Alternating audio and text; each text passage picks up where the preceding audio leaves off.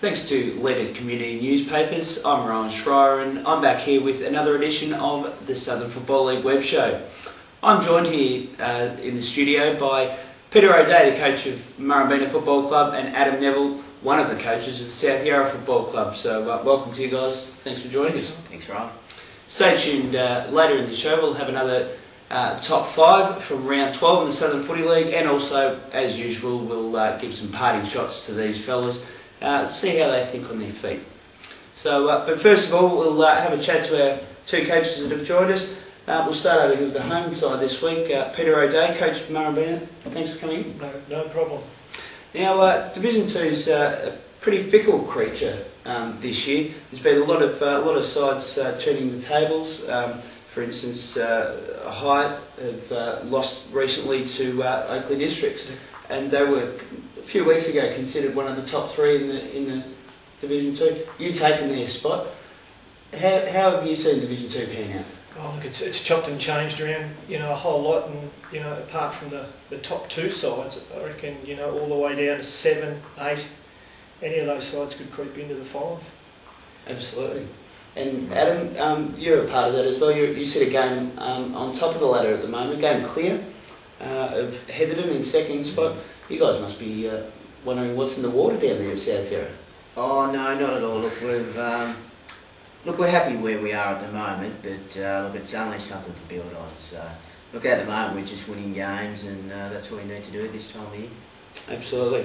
How do you overturn the previous meeting? Last time you guys met was at South Yarra, and it was quite a big victory. Yeah, look, we had a few things go wrong that day. A couple of forwards go down. Our main forwards, just didn't last after half time, and we were sort of under the pump, and South Yarra just kept running in the second half and we'd stopped. So we're certainly looking for a closer tussle this week. Okay, and those forwards that you speak of, the Rowlands and skipper Sean Hawking. Sean, yeah, and Nathan Davidson. They've been playing really well, and barring injury, we should be very competitive on Saturday. Fantastic. Now, on the other end of the scale, you've had some great ruckmen going around for you, Julie Smith and Maddie Jewell. Yep. They've pretty much started most of your attacking movements all year. Oh, look, definitely. Jules Smith is a previous league medalist, and his last 2 or 3 games, he's really had imposing games on the opposition team. So Jules is running himself in some good form at the moment. And how do you see the weather? It's real winter stuff going around Melbourne at the moment. Do you see that playing any part in the result this weekend? Well, our ground's absolutely superb at the moment, and the more it rains, the better it gets. We've only been back on it 2 or 3 weeks, and it's very sandy, and the more it rains, the better the surface is. It's just magnificent. So it should be a fantastic condition for the clash. Great, it's a bit better than ours, then, Peter. You've been looking forward to getting on a nice track? Will be. Absolutely. Now, we'll be back with some parting shots with these guys in just a moment.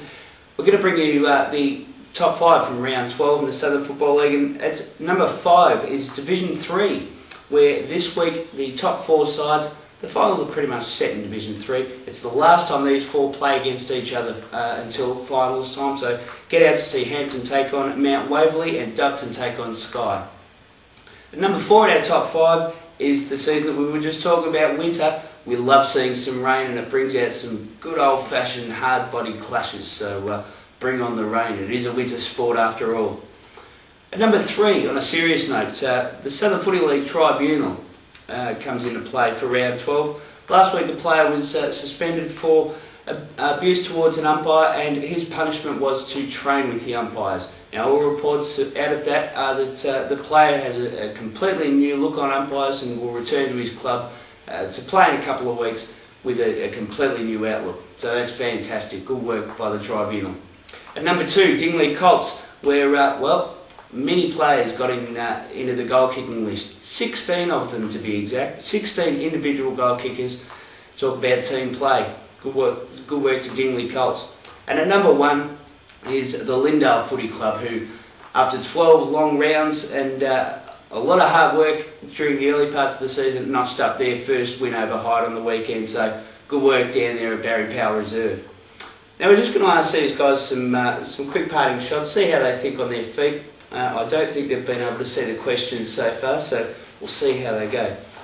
First of all, Adam, to yourself, who will win the Division 3 Premiership in 2009? Division 3, well, coming up from Division 3 last year, I was pretty impressed with Sky Football Club, and they'd be my tip this year. Okay, so Sky for Adam. We've got a lot of guys sitting close to a century at the moment, or heading in that direction. Ridgeway in Division 1 with 75, Kirkland on 72, and in Division 3, Rowley on 69 and Ramsdale 67. Who will be the first to crack the ton, do you think? Look, I might put my money on Rowley. I think he missed the first few games, and I think the last couple of games he's kicked 12 and an 8 or a 9. So yeah, I might put my money on him. Big fan for the Sky Boys. Which footy trip will you be going on this year? You have a guy, I believe, by the name of Kerrigan on the list? Kerrigan? I'm not too sure. Okay, because I think it might maybe going to Bonnie Doodle or potentially Division 1. What would be your ideal choice? My ideal choice would be Division 1, definitely. You guys ready? Look, we're not even thinking about that, to be honest with you. We've still got 6 more games, and then looking into the final series. Hopefully, we're fairly competitive come the finals. Fantastic. Well, we look forward to South Yarra finishing their season as strongly as they've started it. Over here, Peter. Just some. Will St Kilda City go undefeated in Division 1 in 2009? Absolutely. They'll win the flag? 100%. Who is the biggest pest at Murrumbina? The biggest practical joker? Well, he's not much of a practical joker, but I don't know whether you know Nuggets. I don't personally, no. Yeah, well, he's the biggest pest down there. Well, I'm sure we'll catch up with him on the weekend. What about Brett Devlin? No, I don't have a lot to do with him, thank goodness. And where will the Gold Coast team finish in their first year in the AFL? What position on the ladder? Last? They'll struggle early doors? Absolutely. Okay. Yep. All right, well, good luck also to Murrumbina for the remainder of the year. Currently sitting in third place, game and a half clear of fourth, but with a tough run home over the remainder of the season. We wish both of these sides good luck for the rest of the season and also for the big clash this week. You'll be able to join us on 88.3 Southern FM, live from Kangaroo Road, where these two top 3 sides will do battle in round 13. It's going to be lucky for someone. We'll see you there. I'm Rowan Schreier again for Leader Community Newspapers. Check them out at localfooty.com.au. See you next week.